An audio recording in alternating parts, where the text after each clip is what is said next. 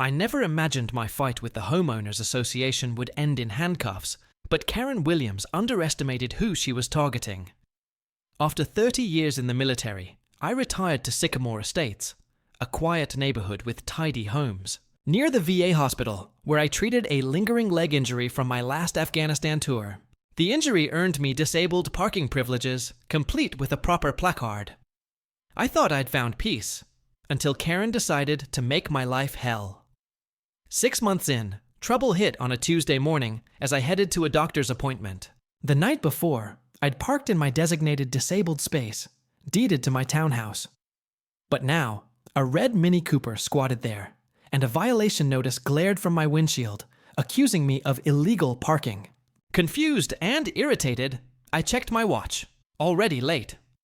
Gritting my teeth, I hobbled to a distant spot, each step a jab of pain.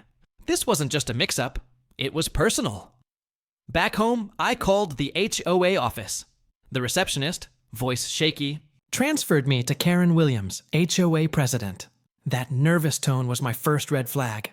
"This is Karen Williams, HOA president and property management liaison," she answered, sharp and smug. I explained calmly, "There's confusion about my disabled parking space. Someone took it, and I got a violation notice." Her reply dripped with satisfaction. "I placed that notice, Mr. Parker. The board reassigned that space for guest parking, more useful to the community." I took a deep breath. "Ms. Williams, I bought this unit for that accessible space. It's in my deed," she brushed me off. "HOA bylaws allow reassigning common areas. Appeal next month if you want. Use regular spaces for now." Sensing a dead end, I pressed, "Who parked there today?" "Confidential," she snapped, then hung up before I could respond. Her arrogance lit a fuse in me. This wasn't going to be settled with a phone call. Karen's dismissal burned in my gut. I'd faced gunfire and Pentagon red tape, but her smug disregard for my rights sparked a rare fury. Next morning, coffee in hand, I staked out my window. At 7:30 sharp, the red Mini Cooper slid into my space. Out stepped Karen, in a pressed pantsuit and oversized sunglasses, strutting like she owned the place. I waited until she neared the clubhouse, then limped out. "Ms. Williams," I called, "you're in my disabled parking space." She turned, annoyance etched in her scowl. "Mr. Parker, as I said, that space is reassigned. Stop harassing me, or I'll report you." I kept my cool.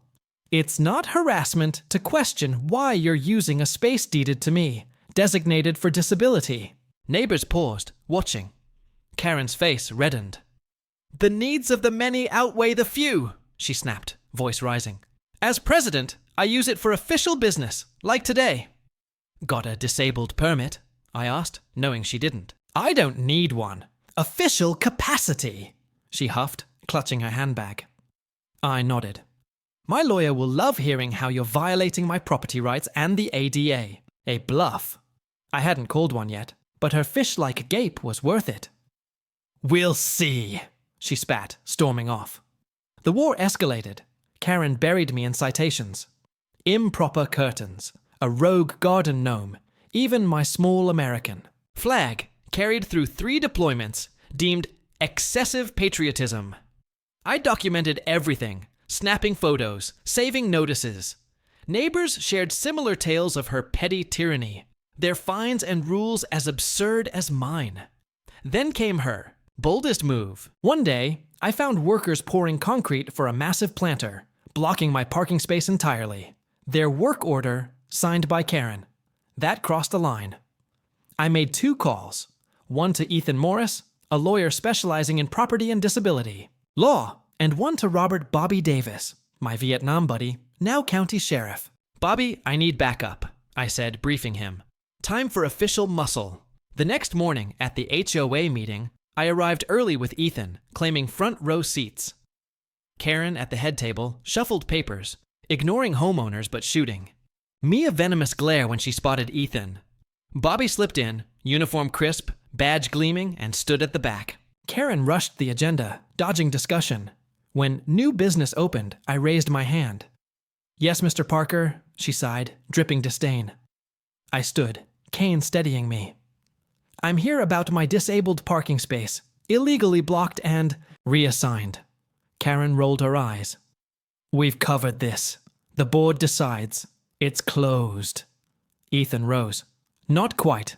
Under federal law and your bylaws, that's wrong. Mr. Parker's space is deeded property, protected by the ADA. Karen bristled. Who are you? Ethan Morris, attorney, he said, handing her his card. I've drafted a complaint detailing your HOA's violations, Miss Williams. The room hushed as Karen skimmed the document, face crimson. You're intimidating me, she sputtered. I pressed. That planter lacks county permits, and parking in a disabled space without a permit is illegal. Bobby stepped forward. Correct, he said, voice heavy with authority. I've got reports of a red Mini Cooper. Yours, Ms. Williams, in that space, no permit. Multiple times. Karen's voice hit a piercing shriek. This is a private HOA matter. You have no jurisdiction, Sheriff. Bobby stayed calm. Wrong, ma'am. Disabled parking violations are county-wide, even in private communities. Blocking a designated accessible space is another offense. Board members squirmed, sensing defeat. Mr. Collins, a retired judge, cleared his throat. Perhaps we should revisit the parking reassignment. If there's legal exposure, there is, Ethan cut in. Board members could face personal liability for knowingly breaching federal disability laws. Murmurs swept the room. Karen stood alone as allies wavered. This is absurd, she barked, leaping up. I'm ending this meeting, Bobby intervened. First, we need to discuss your unpermitted planter and parking violations. Your Mini Cooper's been photographed in that space repeatedly. No permit. It's not a civil issue. It's criminal. Karen's face drained white. I was on HOA business, she insisted. No exemption exists, Bobby said. Then, unbelievably, Karen tried to bolt. When Bobby blocked her, she shoved him. Ma'am, don't make it worse, he warned. Get out, she screamed, pushing again. My husband golfs with the mayor, Bobby pulled his cuffs. Karen Williams, you're under arrest for assaulting an officer and willful violation of accessibility laws. Gasps filled the room as Bobby cuffed her, reading her rights. Karen's shock twisted into rage. You can't arrest me! I'm HOA president, Mr. Collins stood. Former president. I move to remove Karen Williams, effective immediately. The board nodded. The vote was unanimous. As Bobby led her out, Karen glared at me. You planned this. You'll regret it. I smiled. Doubt it, Mom. 2 weeks later, justice landed. Karen got 40 hours of community service, serving disabled veterans, $3,000 in fines, and orders to remove the planter and restore my space. The judge, a Vietnam vet, delivered the sentence with a look that could have melted steel. Karen's stunned expression was a picture I'd treasure forever. The planter vanished, my space restored. Neighbors, freed from Karen's grip, thanked. Me, some admitting they'd feared her wrath. The HOA, under new leadership, revised its rules to prioritize fairness. I parked in my space daily, flag still by my door, a quiet nod to battles won, on the battlefield and in Sycamore Estates. Karen faded, her reign a cautionary tale. For me, it wasn't just a parking spot. It was about standing firm, proving one veteran could outmaneuver a tyrant with truth and grit.